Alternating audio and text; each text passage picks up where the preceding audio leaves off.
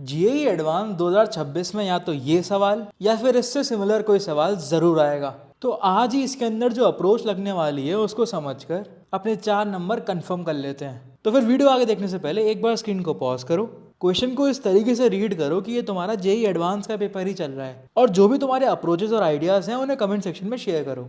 Alright, तो शुरुआत करते हैं सोल्यूशन के साथ। सवाल की जो लैंग्वेज है वो बड़ी छोटी है, बट जो सवाल के अंदर कॉन्सेप्ट लग रहा है वो बहुत ही ज्यादा गहरा है। तो सवाल में तुम्हें दिया हुआ है कि एक सॉलिड सिलेंडर है कुछ इस तरीके से, जो एक्चुअली अपनी एक्सिस के अबाउट रोटेट कर रहा है कांस्टेंट एंगल ऑफ वेलोसिटी से। ये जो वर्ड्स है ना, इनको बहुत ध्यान से पढ़ा करो। सो कुछ इस तरीके से इसकी एक्सिस है और ये ऐसे रोटेट कर रहा है ओमेगा से। बट इसके अलावा एक और इंटरेस्टिंग एलिमेंट यहाँ पर अपन ने ऐड कर दिया है। अपन ने इस रोटेटिंग सिलेंडर को एक्चुअली एक होमोजेनस मैग्नेटिक फील्ड की प्रेजेंस में रखा हुआ है, जिसकी डायरेक्शन इस एक्सिस के पैरेलल है। तो कुछ मैग्नेटिक फील्ड इस डायरेक्शन में होने वाली है। ऑलराइट, एंड इसका जो मैग्नीट्यूड है दैट इज बी। तो फिर अब अपन से क्वेश्चन में चीजें पूछी हैं कि यार, कि अगर अपना ये मेटल कंडक्टर है और ये ऑसिलेट कर रहा है एक मैग्नेटिक फील्ड की प्रेजेंस में, तो इसके अंदर क्या चार्ज डिस्ट्रीब्यूशन आ सकता है। अब कंडक्टर के सवाल नेचुरली अपन को टफ लगते हैं, और यहाँ पर तो भाई कंडक्टर रोटेट भी कर रहा है, तो फिर ऐसे सवालों का अप्रोच कैसे किया जाता है। चिंता मत करो, आज की वीडियो में अपन इसको बहुत अच्छे से समझने वाले हैं। सो एक बार क्वेश्चन में जो पूछा है उसको फ्रेम करने का ट्राई करते हैं। बिकॉज जो सिलेंडर है वो सॉलिड है, तो अपन से एक तरीके से किसी भी आर डिस्टेंस पर डेंसिटी पूछी है, that is our rho R. तो सबसे पहले यार, जो अपना मेटल कंडक्टर है ये अगर रोटेट कर रहा होगा तो इस कंडक्टर के ऊपर जो फ्री इलेक्ट्रॉन्स होते हैं, तो सपोज कुछ इस तरीके से यहाँ पर है, एक यहाँ पर है, एक यहाँ पर है, ये भी रोटेट करने वाले हैं, और इन सभी की जो एंगल ऑफ वेलोसिटी होगी दैट विल बी ओमेगा। तो फिर अगर आर डिस्टेंस पर जो इलेक्ट्रॉन है, अगर मैं उस पर फोर्सेस को एनालाइज करूं तो मुझे क्या निकल कर आएगा। इस इलेक्ट्रॉन के ऊपर एक फोर्स लगने वाला है, हमारा इलेक्ट्रोस्टैटिक फोर्स, जो बेसिकली टूवर्ड्स द सेंटर लगेगा। बट बिकॉज इस इलेक्ट्रॉन की वेलोसिटी भी है तो एक मैग्नेटिक फोर्स भी लगेगा, जिसकी डायरेक्शन अपन कैसे निकाल सकते हैं, bye calculating v cross b। So basically अगर हमारा जो कंडक्टर है वो एंटी क्लॉकवाइज रोटेट कर रहा है, तो फिर वेलोसिटी हो गई कुछ इस तरीके से टेंजेंशियल डायरेक्शन में। तो यहाँ से अगर तुम v क्रॉस b करोगे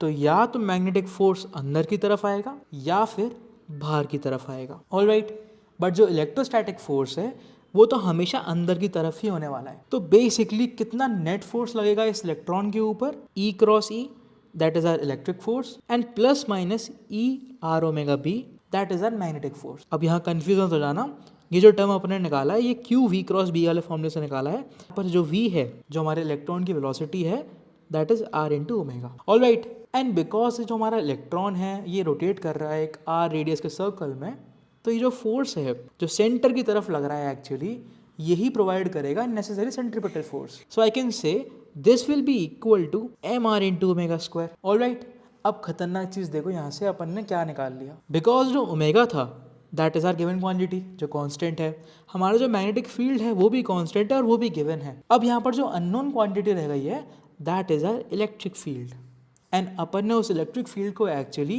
रेडियल डिस्टेंस r के टर्म्स में निकाल लिया। And that is very important, because जो हमारा मेन एम है वो चार्ज डेंसिटी निकालना है, जो again as a radial distance r पे ही डिपेंड करेगी, और वो डायरेक्टली लिंक होती है इलेक्ट्रिक फील्ड से। तो बेसिकली हम सही डायरेक्शन में ही जा रहे हैं। Got it? तो यहाँ से अगर तुम कैलकुलेशन करोगे तो तुम्हारे पास इलेक्ट्रिक फील्ड आ जाएगी जो डायरेक्टली प्रोपोर्शनल होने वाली है हमारी रेडियल डिस्टेंस r के, and that will be equal to this expression. तो देख रहे हो इलेक्ट्रिक फील्ड कितनी स्पेशल निकल कर आई है, वो डायरेक्टली प्रोपोर्शनल है रेडियल डिस्टेंस r के, और लीनियरली भी डिपेंड कर रही है। तो अपन को ज़्यादा दिक्कत नहीं आएगी अगर बहुत हैवी कैलकुलेशन यहाँ पर हो जाती है तो। All right, what is our next step. अब एक बार सोचो कि तुम्हारे सामने अगर इलेक्ट्रिक फील्ड दी है और तुम्हें निकालनी है चार्ज डेंसिटी, तो कौन सा ऐसा थ्योरम है जो डायरेक्टली इन दोनों को लिंक करता है। अगेन स्क्रीन को पॉज कर सकते हो और जो तुम्हारे दिमाग में आइडियाज आ रहे हैं उन्हें कमेंट सेक्शन में मेंशन करो। तो फिर इस कॉन्सेप्ट पर तुमने इतने सवाल किए होंगे कि तुम्हें तुरंत समझ में आना चाहिए कि यहाँ पर आने वाला है Gauss law, because Gauss law he actually ऐसा फॉर्मूला या ऐसा थ्योरम है जो इलेक्ट्रिक फील्ड को डायरेक्टली लिंक करता है जितना भी चार्ज है या फिर चार्ज डेंसिटी है। बट यहाँ पर अपन को समझना होगा कि गॉस लॉ कैसे लगेगा। अगर अपन अगेन ध्यान देते हैं क्वेश्चन की तरफ, हमसे पूछा है एक्चुअली कि सिलेंडर के एक्सिस से r डिस्टेंस पर अपन को बतानी है कि चार्ज डेंसिटी क्या है, राइट? तो यार एक तरीका जो आता है गॉस लॉ को लगाने का, दैट इज कि अपन क्या करते हैं ना, इतना सा सिलेंडर कंसिडर करते हैं कुछ इस तरीके से, अगेन r डिस्टेंस तक ही अपन ने लिया है, और यहाँ पर अपन ने ऑलरेडी निकाल लिया इलेक्ट्रिक फील्ड जो बेसिकली लीनियरली डिपेंड कर रही है स्मॉल r पर, और जिसकी डायरेक्शन जो होगी वो रेडियली आउटवर्ड्स होगी बिकॉज ऑफ द सिमेट्री। तो अपन बहुत आसानी से यहाँ पर गॉस लॉ लगा सकते हैं। तो यहाँ पर अगर अपन गॉस लॉ लगाते हैं, that is our E dot D A integration N equal to जितना भी चार्ज यहाँ इनक्लोज्ड है, जो बेसिकली इस सिलेंडर की वॉल्यूम हो जाएगी, अगर अपन इसकी लेंथ को कैपिटल एल बोलते हैं तो that will be equal to this expression into जितना भी चार्ज है इसके अंदर, ये अपन की वॉल्यूम हो गई, और चार्ज कितना हो गया, basically volume into density, that is our rho R. All right, और अपन नीचे एप्सिलॉन नॉट कर सकते हैं। अब लेफ्ट हैंड साइड में अपन को ऑलरेडी पता है कि इलेक्ट्रिक फील्ड यार आर प्रोपोर्शनल है, जो डी है होगा वो इस बेसिकली कर्व सरफेस का एरिया होने वाला है। सो अपन लिख सकते हैं लेफ्ट हैंड साइड में E multiply by 2πr into L. All right, and इसको अपन ने इसके बराबर कर दिया और यहाँ से हमारे पास रो आर आ जाएगा। बट एक बहुत ही इंपॉर्टेंट डिस्क्लेमर कि ये जो अपन ने आप अप्रोच अपनाई है दैट इज रॉन्ग। अब इसको रॉन्ग प्रूफ करना या फिर इसको समझना रॉन्ग, ये बहुत इंपॉर्टेंट है और जेई एडवांस एक्चुअली तुमसे यही एक्सपेक्ट करता है। एक अच्छे जेई एस्पिरेंट को कॉन्सेप्ट्स और मिस कॉन्सेप्ट्स के बीच में जो डिफरेंस होता है वो बहुत अच्छे से क्लियर होता है। और यहाँ पर अपन ने जो हमें लग रहा है एक्चुअल सही कॉन्सेप्ट है, बट एक गलती कर दी है। बिकॉज जब तुम चार्ज निकाल रहे हो, चार्ज एनक्लोज निकाल रहे हो, तो तुमने सिंपल यहाँ पर वॉल्यूम का मल्टीप्लाई कर दिया है और रो कार का मल्टीप्लाई कर दिया है। बट यार ये किसने बोला कि जो डेंसिटी है वो कांस्टेंट है? हो सकता है ना वो आर पे डिपेंड करे, और तो जो अपन ने वॉल्यूम निकाला है वो गलत तरीके से निकाला है। बिकॉज एक्चुअली अपन को क्या करना होगा, रो आर इंटू डी वी करना होगा, एंड डी वी हमारा एलिमेंटल वॉल्यूम होगा, और फिर इसको इंटीग्रेट करना होगा, उसके वहीं से हमारे पास रो आर आ सकता है। तो यहाँ पर अपन ने गलती कर दी, बिकॉज अपन को तो रो आर निकालना ही है। तो ये इंटीग्रेशन जो है ये गलत डायरेक्शन है। दैट इज अपन ने जो गॉसियन सरफेस कंसीडर करी थी एग्जैक्टली वैसी सरफेस कंसीडर नहीं करनी, थोड़ा सा यहाँ पर ट्रिकीनेस अपनानी है। अब रेदर देन अपन इस पूरे सॉलिड सिलेंडर के ऊपर गॉस लॉ लगाएं, अपन क्या करते हैं यहाँ पर एक शेल कंसीडर करते हैं। Suppose r plus D are, basically ये जो थिकनेस है इसको मैं डी आर बोल देता हूँ। इस शेल पर अपन लगाते हैं गॉस लॉ और वहीं से इस क्वेश्चन को अपन को सॉल्व करना है। तो मैं इसको ना टॉप व्यू से दिखा रहा हूँ तुम्हें। ये बेसिकली हमारे पास आर सिलेंडर है जिसकी जो रेडियस है आर है, एंड उसके बाद अपन ने यहाँ शेल कंसीडर करा है जिसकी थिकनेस जो है वो डी आर के बराबर है। ऑलराइट, और अपन को इस सिलेंडर शेल के अंदर से जो फ्लक्स पास कर रहा है, नेट फ्लक्स पास कर रहा है, उसको बराबर करना होगा जो भी इस शेल के अंदर चार्ज एनक्लोज्ड है। अब बिकॉज यहाँ पर हम एलिमेंटल वॉल्यूम कंसीडर कर रहे हैं तो हम simply rho R into volume लिख सकते हैं। थोड़ा सा इसको एलैबोरेट करते हैं। सो गॉस लॉ क्या कहेगा कि जितना इससे नेट फ्लक्स पास कर रहा है, नेट फ्लक्स अपन कैसे निकालेंगे, यहाँ से जो ई लाइंस पास कर रही हैं या फिर इस वाले सरफेस से जो अंदर जा रही हैं वो, और यहाँ से जो बाहर जा रही हैं ई लाइंस, उनका डिफरेंस ही एक्चुअली नेट फ्लक्स बताएगा। तो एक बार अपन वो लिख लेते हैं। फर्स्ट ऑफ ऑल अपन को निकालना है कि कितना फ्लक्स एक्चुअली इसके अंदर से पास करेगा। So basically that can be written as electric field at R multiply by ये जो हमारी कर्व सरफेस एरिया था वो। तो अगर अपन ने सिलेंडर की लेंथ को एल बोला है तो that can be written as L into जो भी हमारा ये डायमीटर है that is 2πr। All right, so ये हो गया बेसिकली जो फ्लक्स है जो इस सिलेंड्रिकल शेल के अंदर जा रहा है। अब अपन निकालते हैं कि कितना शेल एक्चुअली इस सिलेंड्रिकल सरफेस से बाहर निकल रहा है। Again that can be written as electric field but at r plus D R, right, multiply by जो भी इस कर्व सरफेस का एरिया है दैट इज हमारा 2πr plus D R into L. Because जो सिलेंडर की लेंथ है वो तो चेंज नहीं हो रही। Got it? तो इनके बीच में जो डिफरेंस है वो क्यों आ रहा है, ये बहुत इंपॉर्टेंट है समझना। अगर यहाँ पर इस शेल के अंदर चार्ज नहीं होता तो जितना फ्लक्स इसकी इनर सरफेस से पास कर रहा है उतना ही फ्लक्स एक्चुअली इसकी आउटर सरफेस से पास करेगा, राइट। टोटल ई लाइंस में कोई भी डिफरेंस नहीं आएगा। बट बिकॉज इस शेल के अंदर कुछ डेंसिटी प्रेजेंट है, कुछ चार्जेस प्रेजेंट हैं, उनकी वजह से एक्स्ट्रा ई लाइंस निकल कर आ रही हैं और अपन उस एक्स्ट्रा ई लाइंस को ही कैलकुलेट कर रहे हैं।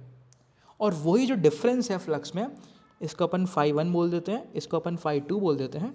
So basically delta phi that is φ1 minus φ2 ही एक्चुअली जो शेल के अंदर चार्ज एनक्लोज्ड है उसके बराबर होगा, and that is rho times into इस शेल की volume that is 2πr dr, and again जो सिलेंडर की लेंथ है l divide by epsilon naught. And this is the correct version of Gauss law जो अपन को इस क्वेश्चन में अप्लाई करनी थी और वहीं से हमारे पास आंसर आएगा। ऑलराइट, अब यहाँ पर टर्म को एक बार रख दो। बेसिकली φ1 हमारा कितना हो गया, that is e at r plus 2πr, sorry e at r plus D R, again multiply by 2πl constant है उसको अपन बाहर निकालेंगे थोड़ी देर के लिए, r plus D R. Alright, अब इलेक्ट्रिक फील्ड अपन ने ऑलरेडी निकाला हुआ था ऊपर, that was linearly depending on our radius r, right. ये हमारा एक्सप्रेशन था। थोड़ी देर के लिए जो अंदर कांस्टेंट टर्म है इसको अपन कैपिटल ए बोल देते हैं सो दैट कैलकुलेशन आसान रहे। So basically electric field is this electric field is actually A times of R plus D R. Alright, इसका होल स्क्वायर हो जाएगा इंटू 2πl। अब बिकॉज डी आर बहुत छोटा है in terms of R, I can write this as A times of R plus 2 DRR। Right, basically मैंने binomial expansion लगा दिया है and again multiply by 2πl। So basically यहाँ से अपन ने phi 1 निकाल लिया। सेम फॉर्मूले का यूज़ करके तुम phi 2 निकाल सकते हो जो कि एक्चुअली दिस एक्सप्रेशन है। यहाँ पर कोई भी अप्रॉक्सीमेशन लगाने की ज़रूरत नहीं है। उसके बाद जब तुम phi 1 माइनस phi 2 करोगे तुम्हारे सामने क्या एक्सप्रेशन आएगा, ए कॉन्स्टेंट है दोनों टर्म से आएगा, वो अपन ने बाहर ले लिया, 2πl कॉन्स्टेंट है बाहर ले लिया, एक साइड बचेगा r प्लस 2r/dr माइनस हमारे साइड यहाँ क्या बचेगा, थोड़ा सा यहाँ पर करेक्शन है, यहाँ पर एक्चुअली r स्क्वायर रहेगा। ऑलराइट, और यहाँ पर भी एक r स्क्वायर टर्म आएगा जो कैंसिल आउट हो जाएगा and this is our delta phi. और यही एक्चुअली बराबर हो जाएगा जो अपन ने चार्ज एनक्लोज किया है, that is our this expression. So finally यहाँ से r स्क्वायर टर्म कैंसिल हो गया, यहाँ से भी r वाला टर्म कैंसिल आउट हो गया, dr वाला टर्म भी कैंसिल आउट हो गया, अगेन l भी कैंसिल आउट हो गया, 2π भी कैंसिल आउट हो गया। तो फाइनली हमारे पास चार्ज डेंसिटी की वैल्यू आ गई और सरप्राइजिंगली तुम्हें एक कांस्टेंट वैल्यू दिखेगी।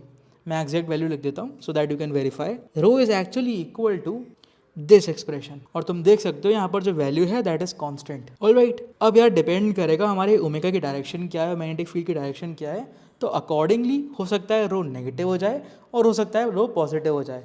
और खतरनाक बात ये है जो अपन से क्वेश्चन में पूछा था, सेकेंड पॉइंट जो है दैट इज किस पर्टिकुलर एंगुलर वेलोसिटी के लिए जो चार्ज डेंसिटी है वो जीरो आ जाएगी and that can be written as कि यार यहाँ पर अगर अपन इसको जीरो कर देते हैं तो omega is equal to actually EB/m। इस पर्टिकुलर वैल्यू के लिए जो डेंसिटी आएगी यहाँ पर कंडक्टर की that will B zero. Got it? तो बहुत ही इंटरेस्टिंग क्वेश्चन था इस तरीके से कि यार मैग्नेटिक फील्ड का कॉन्सेप्ट भी यूज हो गया, एक कंडक्टर का कॉन्सेप्ट भी यूज हो गया और गॉस थ्योरम जो फेवरेट टॉपिक है जेई का वो भी बहुत अच्छे से यूज हो गया। ऑलराइट, आई गेस बड़ा मजा आएगा तुम्हें क्वेश्चन में। क्वेश्चन काफी इंटरेस्टिंग था और ना बहुत ज्यादा जेई एडवांस रेलिवेंट था बिकॉज जेई एक्चुअली ऐसे क्वेश्चन पूछता है जहाँ पर मल्टीपल कॉन्सेप्ट्स लग रहे होते हैं। जैसे इस प्रॉब्लम में कंडक्टर भी लग गया, अपना मैग्नेटिक फील्ड भी लग गया, सर्कुलर मोशन के कॉन्सेप्ट भी लग गए, मैकेनिक्स के कॉन्सेप्ट भी लग गए और यही चीज इसको हाईली जेई एडवांस रेलेवेंट बनाती है। और हो सकता है ऐसा सवाल या फिर यही सवाल तुम्हारे अगले साल के जेई एडवांस में आ जाए। सो आई गेस तुमने वीडियो को बहुत अच्छे से देखा होगा और तुम्हें समझ में आ गया होगा कि कैसे इस टाइप ऑफ प्रॉब्लम्स को अप्रोच किया जाता है। अब अगर तुम ऐसे और सिमिलर प्रॉब्लम्स को या फिर और ज़्यादा इंटरेस्टिंग प्रॉब्लम्स को सीखना चाहते हो और ऐसी अप्रोच डेवलप करना चाहते हो then check out our course SO60, जहाँ पर अपन ऐसी ही प्रॉब्लम को इसी तरीके से डिस्कस कर रहे होते हैं एंड अपने कॉन्सेप्ट्स को बिल्ड कर रहे होते हैं। इसका जो लिंक है वो डिस्क्रिप्शन में मेंशन है, वहाँ से जाकर तुम चेकआउट कर सकते हो। सारी डिटेल्स वहाँ पर तुम्हें मिल जाएंगी। इसी के साथ अपन वाली वीडियो को एंड करते हैं और मिलते हैं फिर नेक्स्ट वीडियो में।